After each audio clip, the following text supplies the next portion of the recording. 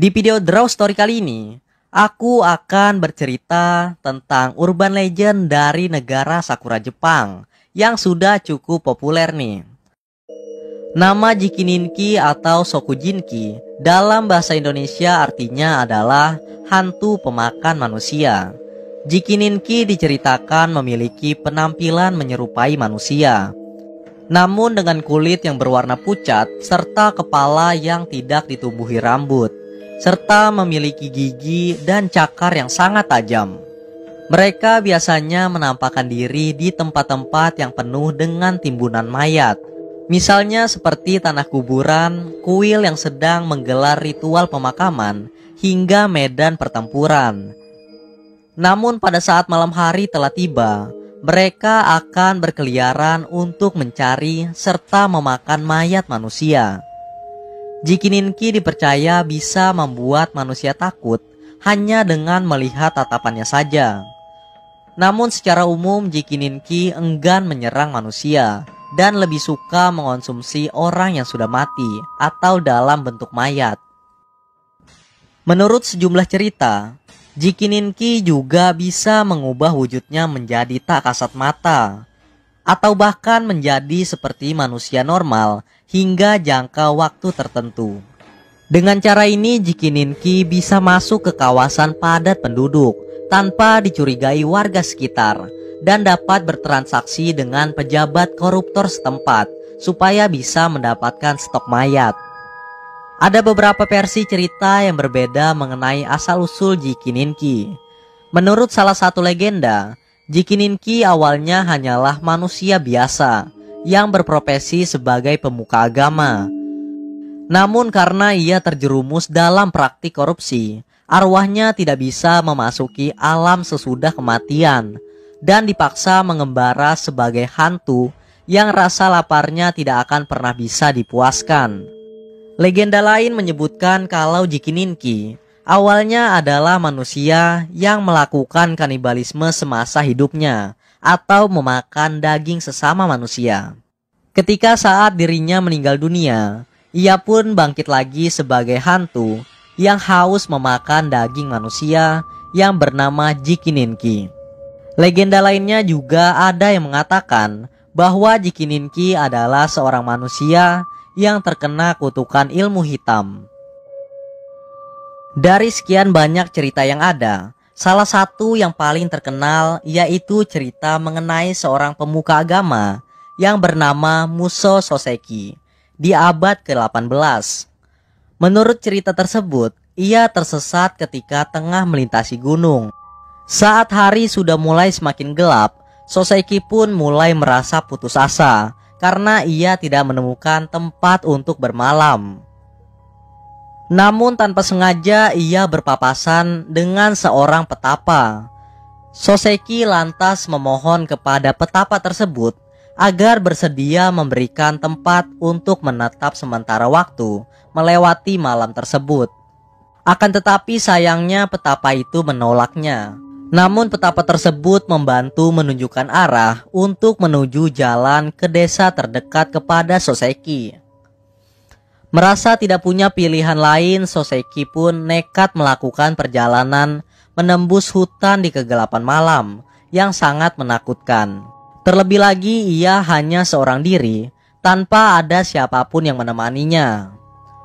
Di sepanjang perjalanan, Soseki hanya mendengar suara-suara jangkrik dan hewan-hewan kecil lainnya.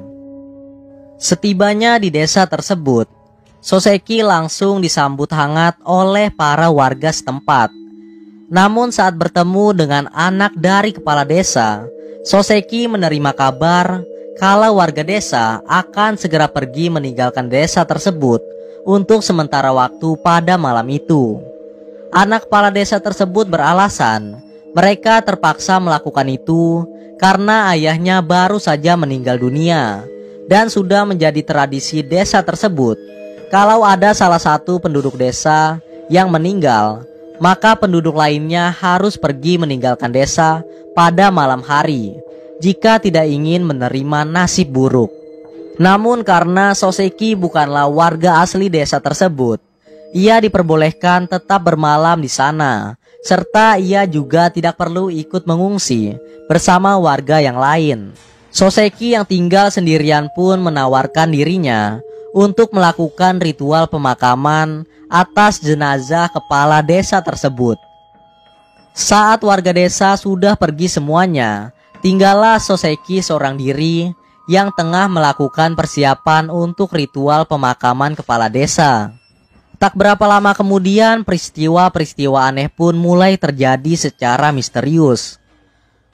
Pintu kuil yang awalnya tertutup rapat secara tiba-tiba terbuka sendiri. Dan dari balik pintu, muncul sosok menyerupai manusia yang berkulit pucat, merangkak ke arah mayat kepala desa.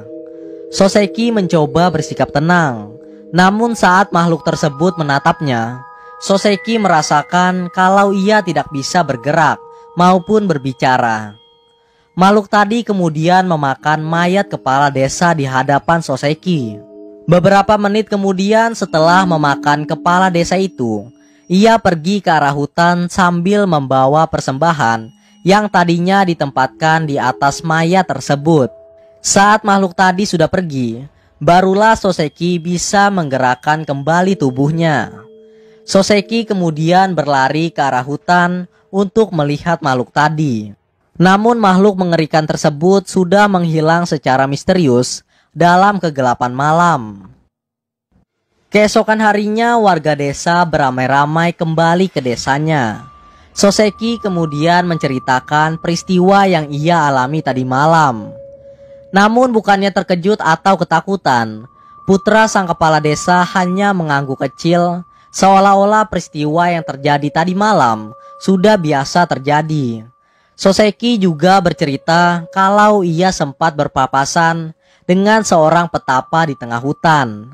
Namun kali ini sang anak kepala desa beserta warga lainnya menunjukkan reaksi bingung dan ketakutan.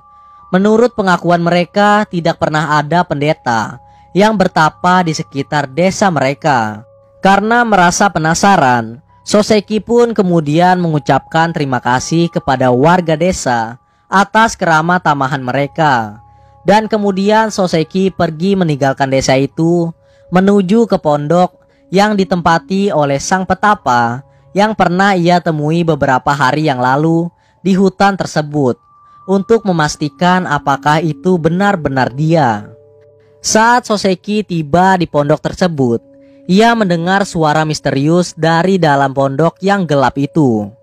Suara tersebut membuat Soseki penasaran untuk masuk ke dalam pondok yang gelap itu. Ketika Soseki benar-benar masuk ke dalam pondok, alangkah terkejutnya Soseki karena ia menemukan timbunan persembahan yang dibawa pergi oleh makhluk misterius semalam. Sontak Soseki pun kemudian bergegas untuk pergi dari dalam pondok tersebut. Sebelum kemudian suara tadi memintanya agar berhenti. Ternyata itu adalah suara petapa yang sebenarnya adalah hantu Jikininki yang suka memakan daging manusia. Petapa itu lalu bercerita kalau dulunya ia merupakan seorang pendeta dari desa tersebut.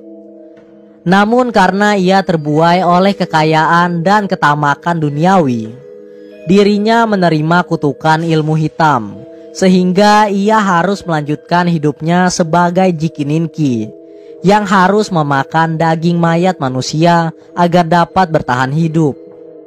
Karena Soseki telah mengetahui rahasia dari hantu Jikininki tersebut, maka dengan sangat terpaksa petapa itu membunuh Soseki dengan cara yang mengenaskan.